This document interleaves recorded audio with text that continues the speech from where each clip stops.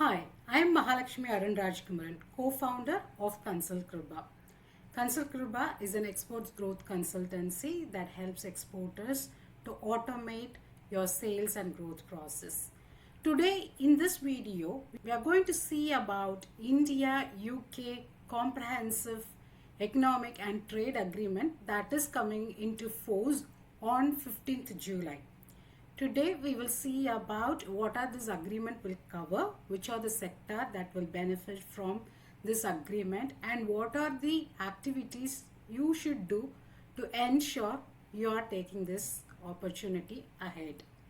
India has an ambitious vision of achieving $2 trillion in exports by 2030.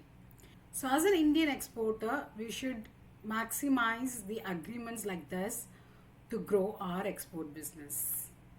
So as I mentioned, India-UK CETA covers tariffs. In this session, we are going to see about sectors, compliances and Indian policy that will help you to ensure you are able to make maximum use of this agreement.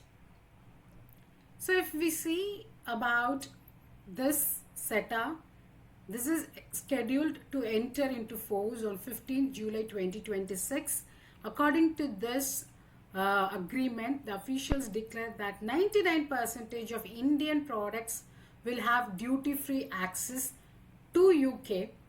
At the moment, this also expected to increase 25% more in India-UK's business, that is valuing Great Britain pound 25.5 billion pounds. But because there is a trade agreement, the importers will not suddenly start to buy from India. In fact, agreements like this first will benefit the importers in the respective countries. UK is still a price sensitive market with high compliances, and you need to prove that you are a serious exporter who is aware of market, quality and export process. So this agreement, the negotiation started on May 6, 2025 and it was signed on 24 July 2025. So there is 1 year it has taken to come into force. According to CETA, it covers wide range of economic partnership, not just the goods and services like technology transfer, digital trade, professional entries. All of this would be covered in CETA. So this is where it is broader and bigger than FTA, Free Trade Agreement, which covers only the tariff, SEPA, which is Comprehensive Economic Partnership Agreement, which we have with Middle East like UAE, Oman, that only covers goods, service and financial sectors. We also have Economic Cooperation and Trade Agreement with Australia, which covers more of Indo-Pacific relationship, resources partnership, but the goods will enter the market in a phased manner with a reduced tariff.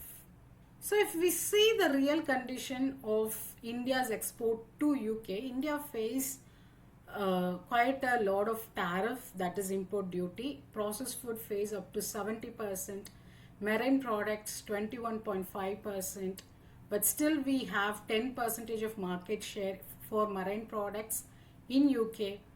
Engineering, auto parts 18% because of electrical vehicles, leather and footwear 16%, textile and clothing 12%. If you see, the major import of UK falls under textile, clothing, leather and footwear, and then the chemicals and pharma at 8% right now Indian exporters face in the UK market. So the important thing, if you have to benefit from this duty free, is the rules of origin. So where are the areas it will cover? If a product is wholly obtained from India, whether it is agriculture, marine, mineral origin, or the input major of it is from India. Product specific rules, that is, you can have imported raw material into your product, but still the content of it matters, and you have to produce the proof. Without proof, it will not qualify for the duty free benefits. So if we see, India has a lot of schemes to help each sectors. So these are the Indian side ecosystem support for exporters in different sectors. For example, textile, we have PM Mitra, PLI for man-made fibers and technical textiles, Samat, 5F Vision. So this prove our capability to scale and supply. Even when there was an unrest in Bangladesh, brands like Zara, they quickly moved their orders to India, especially Noida and Tirupur clusters benefited from this, because it's already we have proven in the international market. But many times we face competition from low labor markets and the tariff benefits.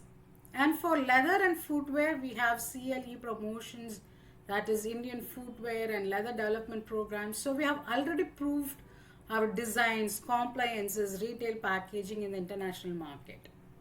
For marine, MEPTOC quality control, NRCP, labs, approved plants, cold chain focus. So this proves our overall infrastructure to ensure the quality of the product, traceability, residue proof, HACCP, established months credibility. These are all important for ensuring the food quality. When it comes to processed food, we have APEDA, Ministry of Food and Processing Industry Support, PMFME, Food Processing PLI, food chain schemes. So this ensures we could prove shelf life, branding, label compliances, value added food formats, and for engineering, Make in India, PLI, PM Gati Shakti, EPC, industrial corridors. So this proves our capabilities, technical capacity, our ability to customize products. Pharma and chemicals, PLI again, bulk drug parks, medical device parks, quality push. So on certification side, GMP, COA, SDS, audit readiness, all this provides clarity to the buyer that our product is of international standards. If we see our strengths in these sectors, textile is one of the traditional industry. So clusters like Tirupur, Ludhiana, Surat, these are all benefits from our cotton, yarn, home textiles, knitwear.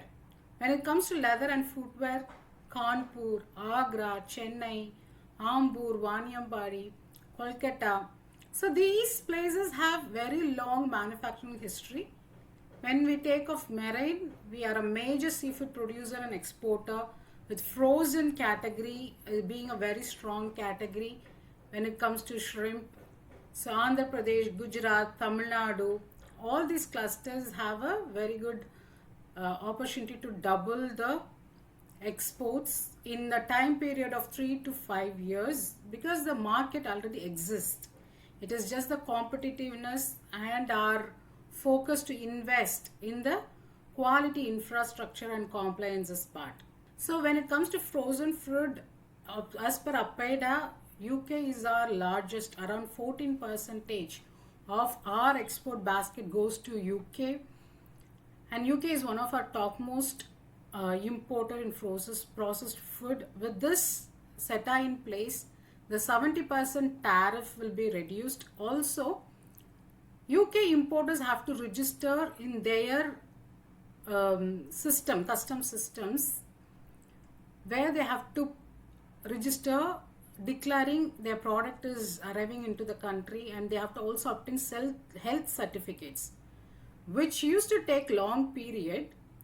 As per the CETA official announcement, these processes will take within couple of days. And then with engineering, we are still topmost destination for buyers to source the products like machining, castings, forging. India having largest engineering population.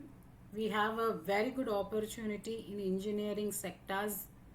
Then pharma and chemicals, generic medicines, APIs, formulation, specialty chemicals, all this are our strengths. So if we go into each of the individual sectors, textile and clothing is one of the strongest area. Already we have a market share of Great Britain pounds 417 million. So additionally we can export 175 million. That will increase our market share from 5.7 percentage, which we already have for knit, and non-knit 7.4 percentage. Down the line it can increase to 10%, but we have severe competition from Bangladesh, China, Turkey, Pakistan and Vietnam. When it comes to leather and footwear, we already export around US dollars 262.7 million. That is 4.8 percentage of share is from in India.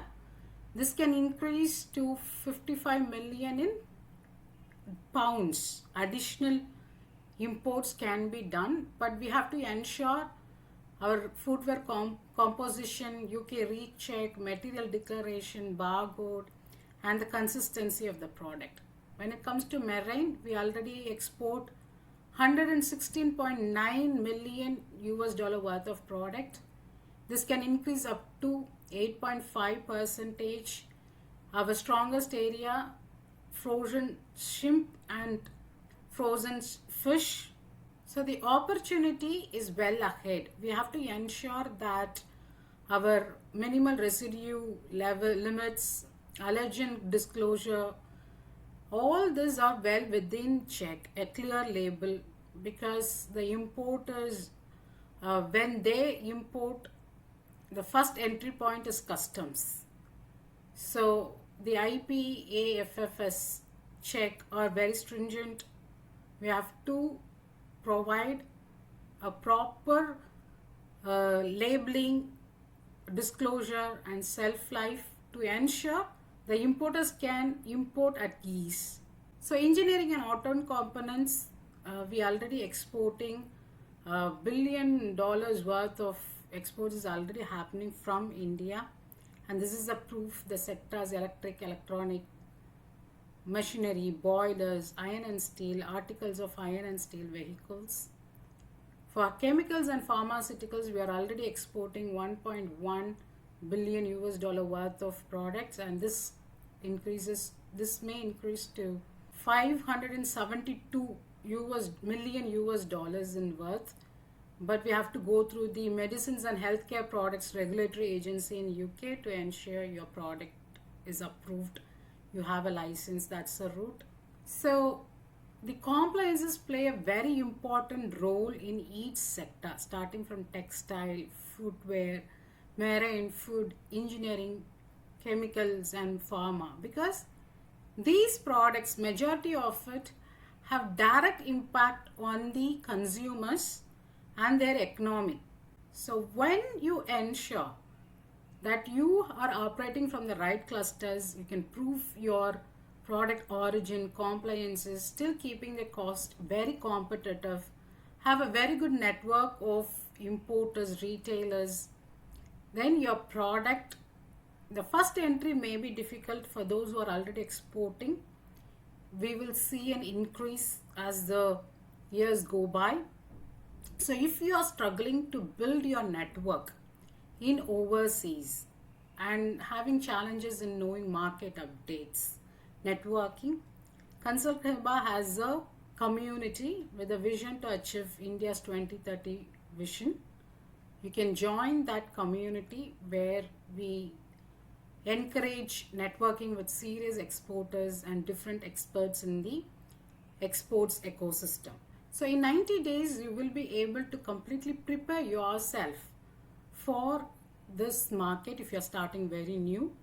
So there is an opportunity, there is a facility. If you as an exporter have a very good systematic business process, you can make use of this opportunity. And I will see you in the next video with next interesting topic. Thank you.